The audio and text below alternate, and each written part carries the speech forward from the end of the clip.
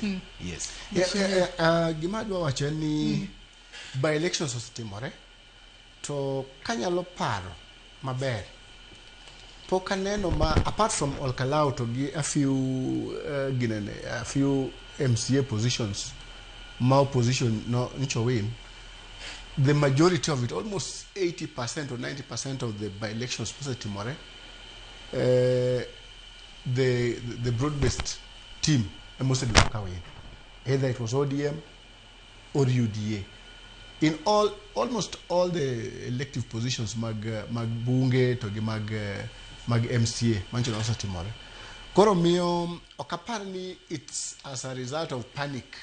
King'iyo kata mana the timing ma otimi gini, it looks like a strategic decision. Mobedo made with the broad-based government ni kwado wuotho kwadhi mbele.